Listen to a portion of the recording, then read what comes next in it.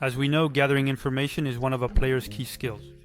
So how do you train this famous visual scanning? Today I'm going to show you a method that's widely used at La Masia, and one that I personally use very regularly. Alright, I'm launching the drone. Let's get started. So here we are in a 30 by 30 meter square.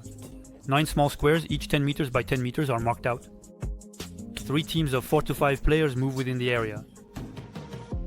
The start of the exercise is very simple. The yellows play with the yellows, the blues with the blues, and the reds with the reds. The game is played on the ground. The only rule is that you can't pass to a teammate who is in the same square as you. The goal is to get the group going while creating a high player density to prepare them for what's next. After 1 or 2 warm-up sequences, we can move on to the serious stuff. The coach will then give a passing order. Here, I required the reds to pass to the blues. The blues pass to the yellows. And the yellows pass to the reds. The goal is to add a cognitive challenge for the players after the initial warm-up sequence. After a few dozen seconds of practice, the circuit is generally well mastered by the players.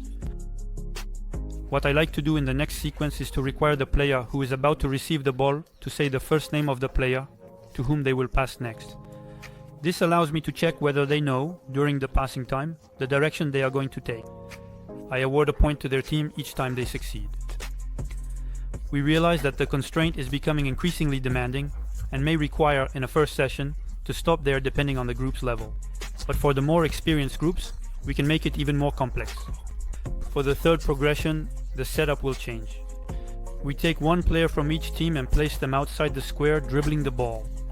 The 3 players dribble the ball as shown here. Inside the square, we keep the passing order defined earlier, except that before receiving the ball, each player must identify and name the person dribbling their ball outside the square, directly across from them. Example, here, the yellow player is going to pass to the red player. During the pass, the red player must identify who is dribbling the ball outside and say their first name before receiving the ball. In this second example, the red player will have to say the name of Thomas, who is the yellow player outside.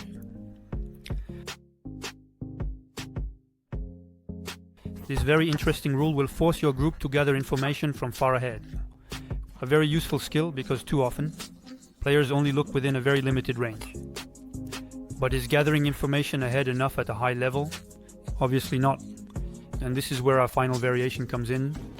Keeping the previous setup, the players will this time have to announce, before receiving the ball, the name of the player in front of them, but also the one behind them. For example here, the player will have to identify his teammate in front in blue and the one behind in yellow, and say before receiving the ball, Noah, Thomas. This will have the effect of forcing your players to scan the field both in front and behind them, a skill that is all too often underdeveloped. An exercise in any case, suitable for all age groups from U11 to senior, which I strongly recommend.